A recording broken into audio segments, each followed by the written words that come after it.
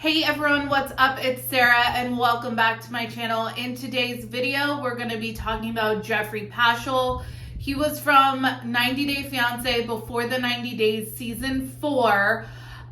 You might not recall me ever really talking about him because I actually decided not to cover him when his season aired because of everything that we're going to talk about today.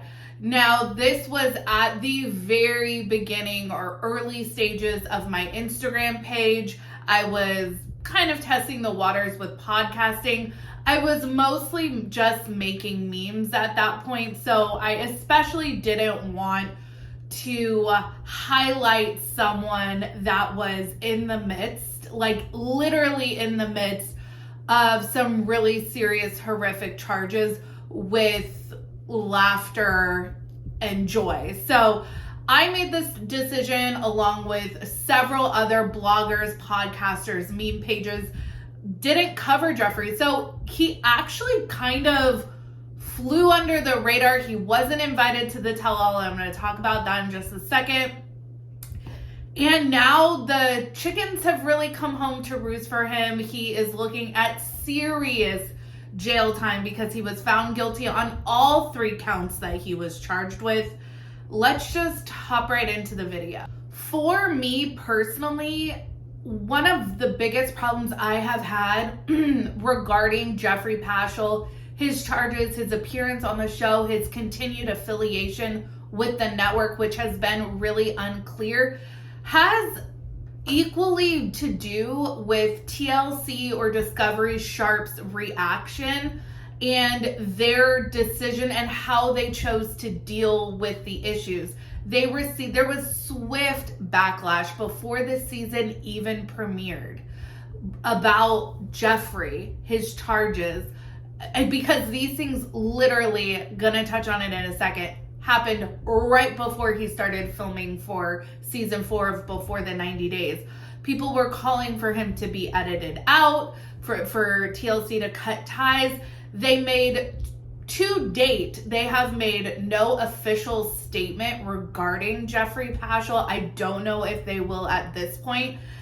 All they did, and this is really unclear too, because there's been no official confirmation from the network, allegedly, supposedly, he was uninvited or just not invited to the tell-all, which, if you guys remember, was filmed remotely. This was the tell-all with the 10 hours of leaked, unedited footage and that whole hoopla. Anyways, he was not invited to that. Mary and Varya, his 2 love interests from the show, were invited, and in a show of solidarity with Geoffrey, opted not to participate. And then that has been that. He hasn't been on any subsequent spin-offs of the show, like Pillow Talk or, any of these jillion spin-offs they've been testing out. But he's been very active on social media, And a lot of people are just fed up with him, but also fed up with TLC, Sharp, Discovery, whoever, the powers that be that put on these shows, because they feel like there should be some sort of accountability being taken by the network to not showcase super problematic cast members. I do also want to say that just having a criminal record doesn't make you inherently problematic. Hello, I cover the show Love After Lockup. So I'm not saying that, hey, if someone has a criminal record, that should disqualify them from appearing on the show. Corey actually commented, Corey and Evelyn, who are appearing on this season of The Other Way, he actually commented on blogger John Yates' post about the Geoffrey Paschel trial that he was surprised that Geoffrey was even allowed on the show because TLC or Discovery, they do extensive background checks. Well, Paul had a criminal record, Danielle had a criminal record, Tim and Melissa, he had a criminal record. Then people have gotten criminal records after the show, and then they're appearing on the show again. So it definitely, I don't think, disqualifies you from being on the show, just simply having a criminal record. But the nature of Geoffrey's charges were extremely problematic, considering they were DV and SA related, and he was going to be on a dating show. You could be putting, I mean, in this instance, this was Varya and Mary, you could be putting these women at risk on television. There had to have been some conversation had. If Corey is accurate and they do all of these extensive background checks, they would have known about his charges. They would have had to have a conversation with him, and they ultimately chose to believe him and not vet out the victim's story at all. And I think that is super disappointing, because what we learned in the trial this week was extremely, extremely horrific. One other thing that I think this exposes for TLC is the obvious just fraud that took place with Geoffrey's storyline. It's like they didn't even care. They weren't even trying. I watched some of his storyline, but I skipped a lot of the parts because I chose not to cover him. I just didn't really find his storyline that compelling to begin with. And, you know, a couple seasons back on Below Deck, they had a cast member who made a lot of the other cast uncomfortable, and they ended up doing a really good job of just editing him out completely. I think, honestly, that TLC or Discovery, whoever, could have easily cut his storyline and added in more filler for other couples or what have you, just been one couple down, and it would have been worth it for like the moral aspect of that, to just say, hey, we don't want to be associated with the guy who's been charged of aggravated kidnapping, domestic assault, interfering with a emergency call, among other things that past partners have accused him of. So let's talk about this casting and just timeline fraud. In my opinion, this is something that I find super frustrating, because, you know, one of the things that I really liked about Love in Paradise, the Caribbean 90-day story, it had like 8 names. One of the things that I really liked about that series was that it appeared to be authentic couples with authentic drama.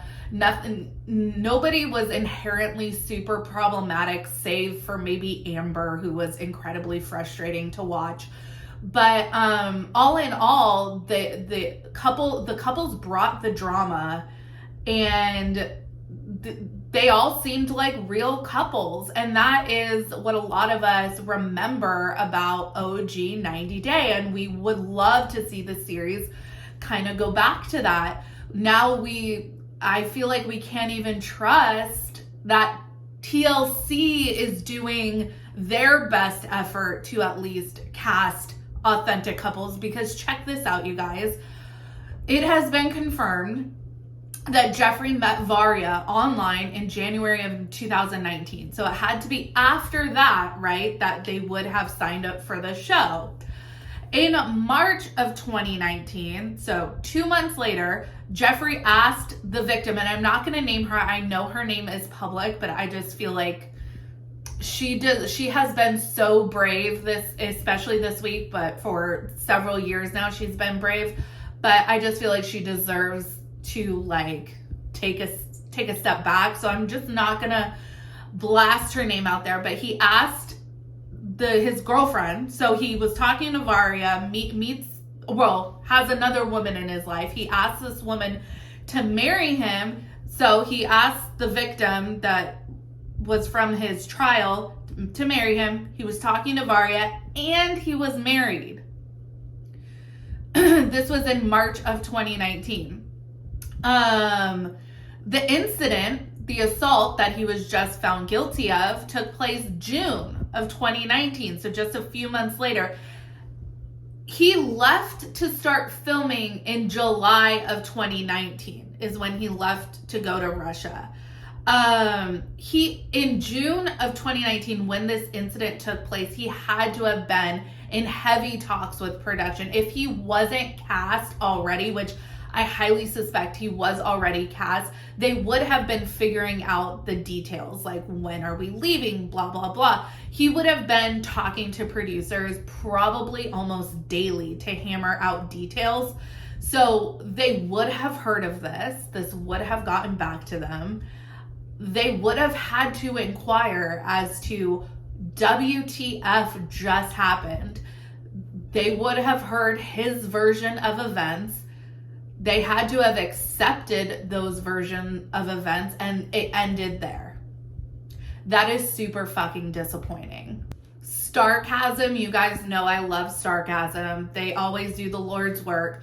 They did such an awesome job of, from 2019 to now, they have done a lot of thorough research on Geoffrey's criminal history, his past allegations against him. I will link, there's several articles I will link for you guys so you can get caught up on that, but just highly, highly recommend. Love Starcasm. Follow them on Twitter, follow them on Instagram, and of course, visit starcasm.net so you can read all of the latest on all of our favorite shows. I kind of missed a lot of this drama with Geoffrey versus social media versus YouTubers versus kind of anyone that just had anything but absolutely glowing remarks to say about him. I pretty much missed that because I just didn't post about him at all, but apparently he would get big mad at YouTubers. He actually struck and gloated about striking other YouTubers' channels to try to get their pages taken down because he was just upset at what they were saying about him. And you know, we can talk about like the ethics of striking. There's so many schools of thought, and honestly, there's like fair use and blah blah blah, and that could be a whole other conversation. But essentially, like where he was coming from, and it wasn't like, oh, you took my intellectual property or anything like that. It was, you're saying mean things about me, so you can't use this like Instagram video I put up. So it was kind of just like, seriously. So you guys may be wondering, geez, June of 2019 was 2.5 years ago, practically at this point, or 2 years and a few months ago. What the fuck? He was supposed to have a court date in May of 2020 to get this ball rolling. But you know, COVID and everything got pushed back, things got pushed back, apparently a lot. He wasn't able to face a jury until this week. Well, speaking of jury, he gave an interview in May of 2020 in which he said he rejected a plea deal. Okay, so this is a really fucking long, just word vomity caption on this photo of him in a suit, casually slung blazer over his shoulder. Today was supposed to be my hearing date for the June 2019 allegations. Unfortunately, it has been delayed due to the pandemic. I've been very eager to go and reveal the truth surrounding the evidence in question.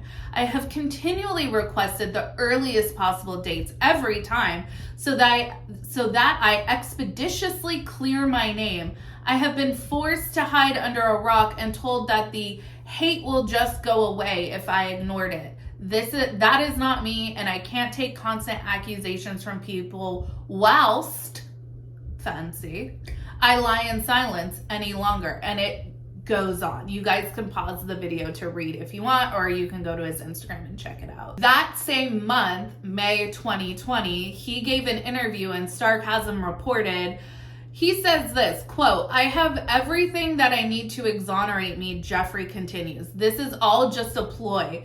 This is all just an agenda to try to make me lose custody of my child." He didn't have a child with the woman in question. He was accusing past partners of trying to exacerbate this DV situation in order to steal his children from him, essentially. Geoffrey explains that when he was arrested in June, he was initially facing just a misdemeanor charge of domestic assault, which explains why he was able to leave the country and fly to Russia to film.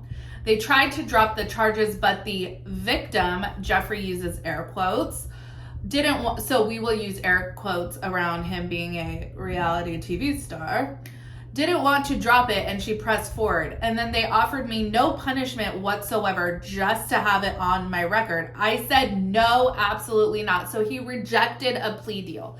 Geoffrey was told that if he didn't take the offer, that they would convene a grand jury and trump up the charges, as Geoffrey put it. I highly doubt that's what a district attorney said to him. You do whatever the hell you want to do. I am not accepting anything other than a full exoneration. Geoffrey says he told the prosecutor, so that's what they did. If you're curious, the amended charges that Geoffrey is currently facing are aggravated kidnapping, domestic assault, interference with an emergency call, and vandalism. Vandalism during the trial did get dropped, so he was just facing the kidnapping, assault, and interfering with the emergency.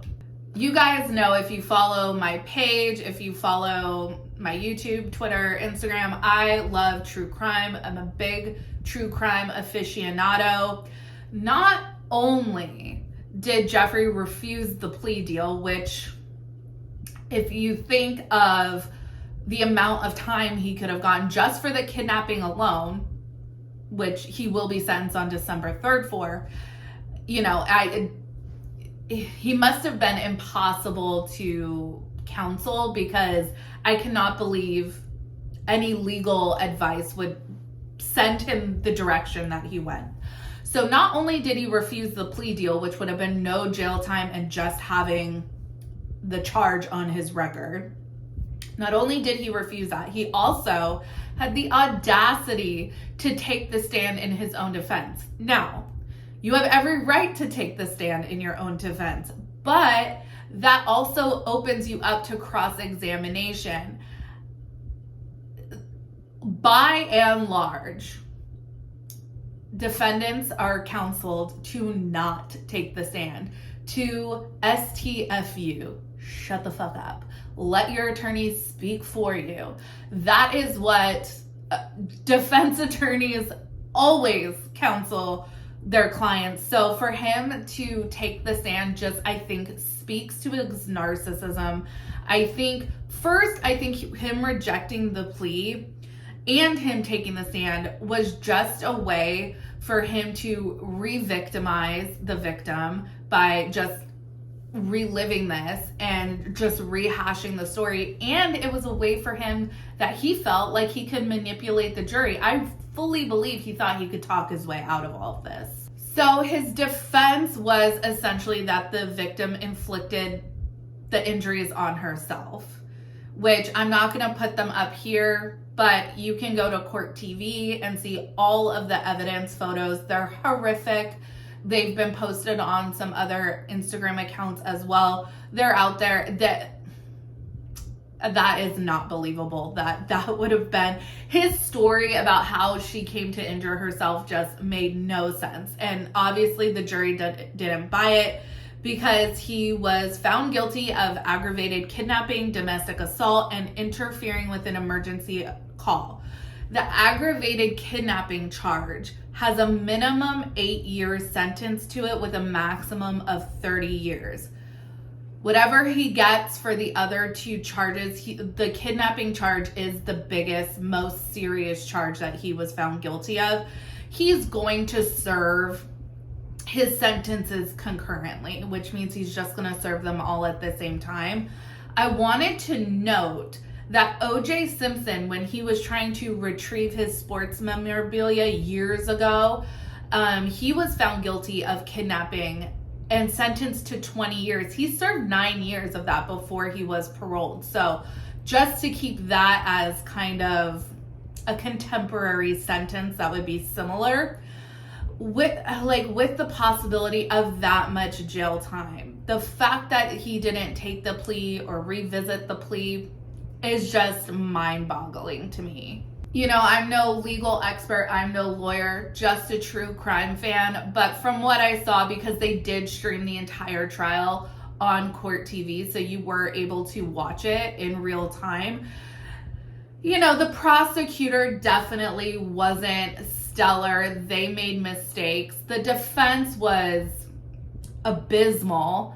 So there was room for improvement all around. But ultimately, the jury did not buy what Paschel was selling, and now he is looking at decades in prison, away from his children, away from his harem of girlfriends. He's like Doc Antle over here. Geoffrey is going to be sentenced on December 3rd. There's already talk about, will there be appeals? Are there ground for appeals? The defense did request a mistrial at one point during the trial. That was dismissed. So there does seem to be a legal basis, a grounds for appeal. I'm sure he will appeal. Anyways, he's remanded for now. His sentencing will be on December 3rd. Given his extensive criminal background, that could play into how much time he gets. You guys, it's a minimum of 8 years, and it's only going up from there. So that's what we're looking at. For me, I would love to see TLC come out and make some sort of statement regarding this, regarding what happened, what they knew, what they did to mitigate this situation. This happened while he was in talks to appear on the show. They could have said no, and he would have never graced our TV screens. I think that TLC owes us some sort of something in the ways of an explanation. And then I would love to see for them to carry that same accountability and that same energy towards cast members like Big Ed and Angela. Like I said before, I know that many cast members have criminal records. Many are problematic. Hi, Paul. But these Big Ed and Angela are continually recast on spinoffs, and it's just really like, what does a cast member have to do before TLC says, no, thank you? Anyways, you guys, let me know what you think. I'll keep you guys posted as sentencing happens. This has been a really crazy week. So let me know your thoughts. Make sure you like this video, subscribe to my channel, follow me on Instagram and Twitter at Reality Squad, and I will catch you guys in the next video. Take care. Have a good one. Much love.